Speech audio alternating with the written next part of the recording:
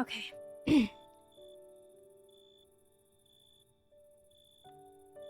I don't want to break in. Goes nothing. Yes.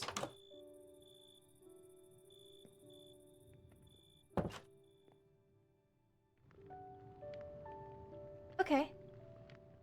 Um.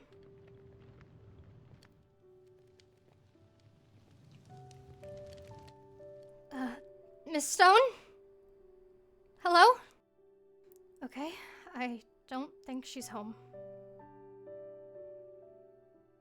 Okay, I'm here for answers, but no one's home, so I can't directly confront her, but I'm sure there's something in here somewhere that has information. They both wrote a lot, so I'll just have to look. I'll start with Colton's office.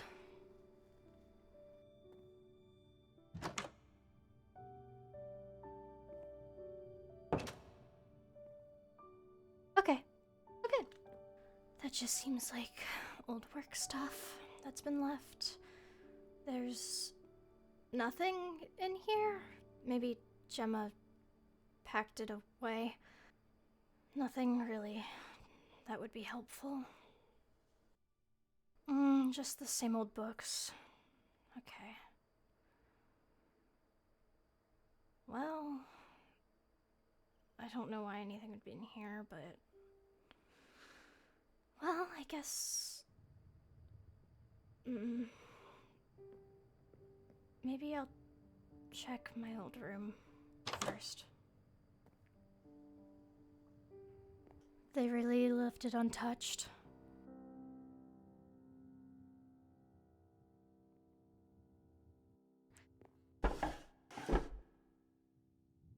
I don't need any of this, though. Okay.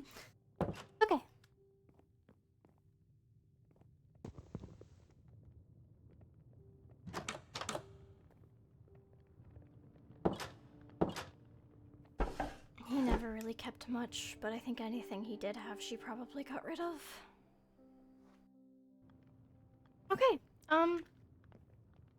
got a journal that she wrote in. Maybe that'll have information. Hey, I'm so glad it's still there. Just in case she comes back, I feel like I shouldn't read it in there. I think I'll go back upstairs into Colton's office. I don't really even know where she'd be right now, though. I don't think I've ever run into her in town. Maybe she's visiting extended family?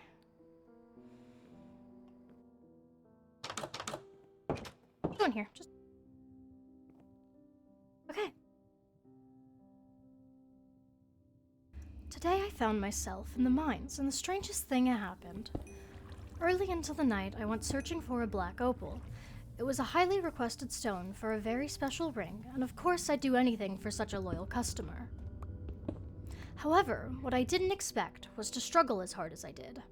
I've always had a good sense of where to look. It's what I was raised on, but I spent hours on end in those damned mines and found simply nothing. I don't know if it was my aggravation getting to me, but I began to feel as though I was being played by something. It was a silly thought. Finally giving in for the night, running low on supplies, I began my journey back to the surface, and this is when the strangest thing happened. I found myself in an area I couldn't recall, and sitting in a pocket in the cavern wall was... exactly one black opal. I took it, and now I'm writing this before bed. I don't wish to startle Colton any further than I have coming home so late. Few nights have passed, and I forged the ring. The buyer was exceptionally happy. Never seen a more beautiful black opal in my life, really. I'm quite thankful to have found it, but I still can't shake how odd finding said stone was. I'm beginning to regret my choices. Ever since I sold that stone, I've been hearing whispers in the dark of the night. I should have known better than to take such a suspiciously placed stone. The whispers have only grown louder and more frequent. They wish to take my daughter. She's only an infant, but they say a precious stone for a precious stone. I refuse. They should have never given me that stone so freely if they wanted payment. The Fae, that's what they are. Colton and I have decided to take protective measures. We had a cold iron pendant forged for Gem. We reinforced the cold iron on our doors as well. As she grows older, she'll simply have to learn never to take off the necklace and to never go where there is no light. Fire. Fire is very important. Fire, cold iron, and other measures that the Fae are weak to.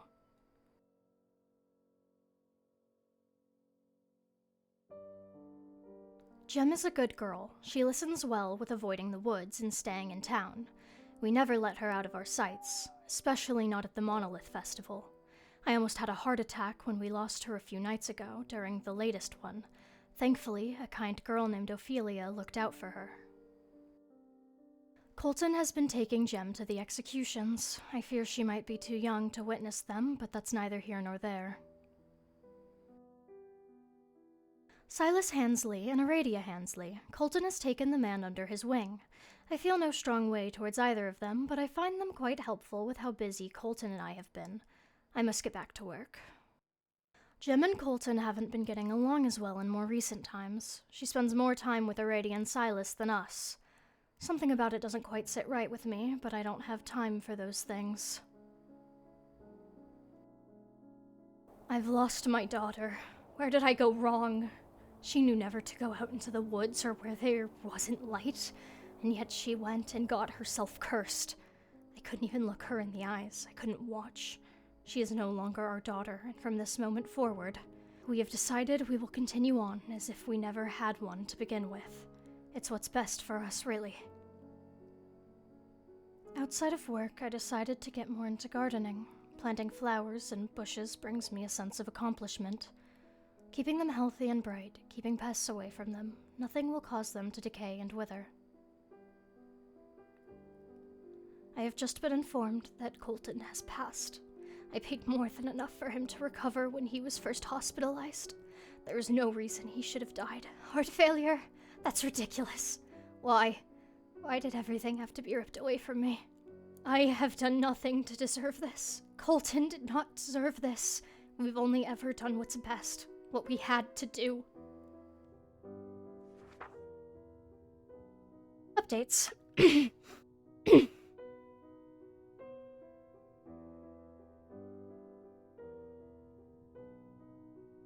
Okay.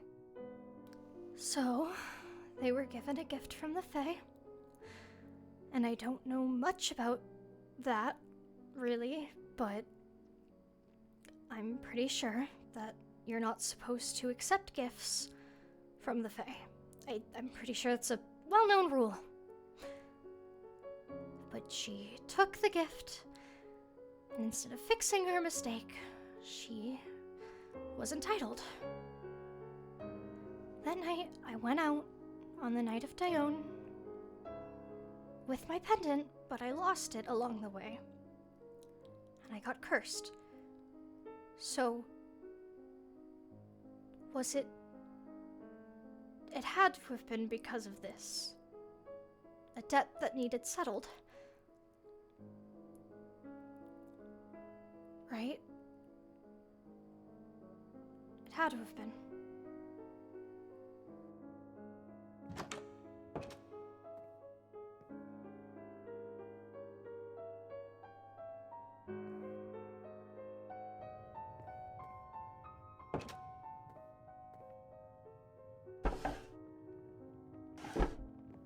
If that's the case, though, it wasn't my fault. Maybe I shouldn't have gone out, but it's Gemma's fault. Colton's fault. So maybe I could find the Fae. Maybe I could make a deal or trade something, and they could undo the curse. The wisp, if I could find the wisp again. That's not likely, I don't think, but I don't know what I could even trade, and so many people have made deals, and it's been such a stupid decision, but maybe. I know Mr. West is trying to help me, and I trust him, but I could do something, maybe. If I could just get more information, I could do research. I'll look into the Fae, I'll learn more, and it could be another option. I mean, we know what I have, so now it's just fixing it. But it was their fault. They always acted like they didn't deserve anything bad. Not bad, but consequences. It's their fault that I was cursed. It's their fault that they disowned me. They didn't have to. They didn't have to leave me. But maybe I also should have known better than to tell them.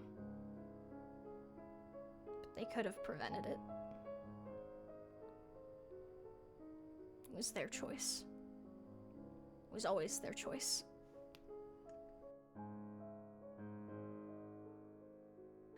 But I'll never have to come back to this house or see Gemma ever again. It's her loss that she wasn't home. I think part of me kind of wanted to see her one last time, but maybe it's for the best.